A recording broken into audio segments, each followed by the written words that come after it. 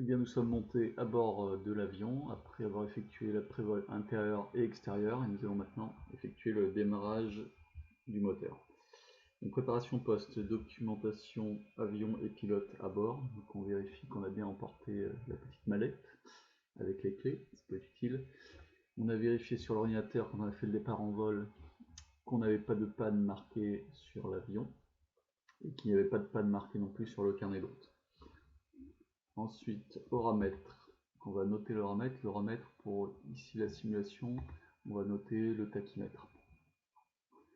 L'heure limite carburant, donc on a dit qu'on avait les pleins, donc l'avion consomme 25 litres à l'heure. Notre plein carburant c'est 109 litres utilisables, donc ça nous fait un peu plus de 4 heures. Et notre verrière est fermée, non verrouillée.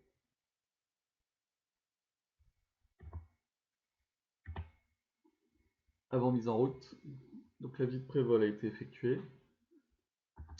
Donc vérification du panneau breaker et fusible. Donc les breakers c'est les disjoncteurs en français.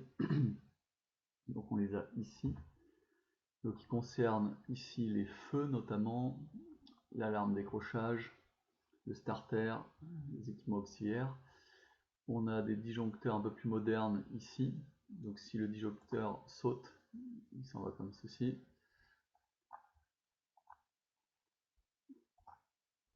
Donc là c'est les disjoncteurs plus anciens et la plus moderne. Et ici on a les fusibles. Donc les fusibles, c'est compliqué à vérifier, on ne va pas les sortir à chaque fois, comparé aux disjoncteurs qui sont beaucoup plus... On voit tout de suite s'ils ont sauté ou pas. Là les fusibles on les laisse, on estime que la personne avant nous aurait noté la panne dans le carnet d'hôte. Il faudrait les dévisser, regarder les fusibles un par un, etc., etc. On va mettre la batterie sur on, donc la batterie est ici, donc batterie sur on. Les feux de navigation ils sont ici, donc on va les laisser sur off. Je rappelle, les feux de navigation ici sont situés sur le saumon de chaque côté des ailes, donc c'est un feu rouge à gauche, un feu vert à droite. Donc ils sont surtout utilisés pour la nuit. Les feux anti-collision, donc c'est notre aussi appelé beacon ou strobe, on va les mettre sur on. Il est bien sur on.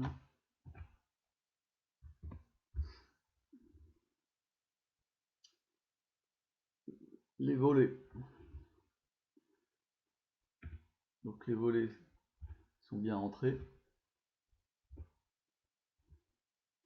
Trim. On va vérifier le débattement. Donc la trim, on va contrôler le débattement avec cet appareil ici.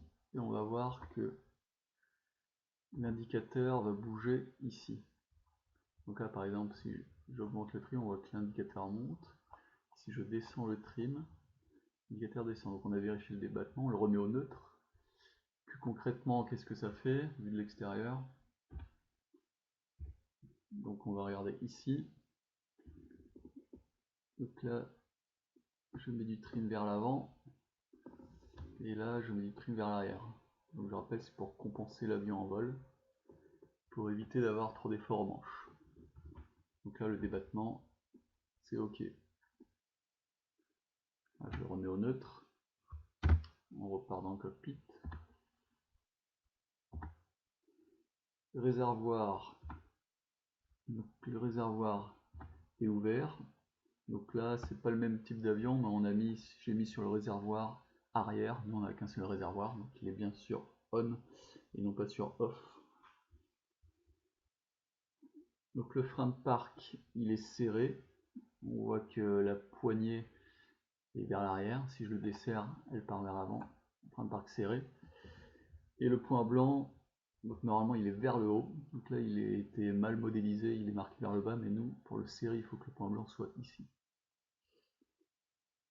Réchauffage carburateur, la manette est bien poussée, donc sur froid. La pompe électrique, je la mets sur on. La pression d'essence, donc là, le voyant s'est allumé. La mixture poussée sur plein riche. Et les magnétos sur Boss.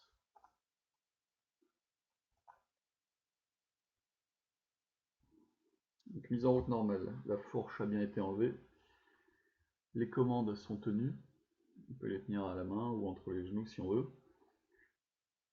Donc le frein de parc est bien serré. En ce qui concerne la manette des gaz, donc on va considérer que le moteur est chaud, donc je vais faire juste une injection et je vais la pousser ensuite d'1 centimètre. Les abords sont dégagés.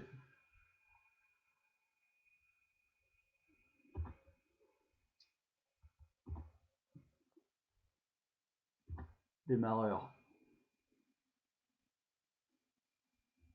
On va essayer de revoir les vis qui va tourner en même temps. Démarreur 10 secondes. 10 secondes max. Et l'hélice a démarré. Ok. Il démarre au quart de tour. Et tout de suite, j'abaisse le régime à 1000 tours si besoin. Bah là, il est seulement à 1000 tours, donc ok. Donc la manette des gaz qui contrôle le régime. Et je vais contrôler immédiatement la pression d'huile. La pression d'huile. Donc le voyant de la pression d'huile est éteint ici.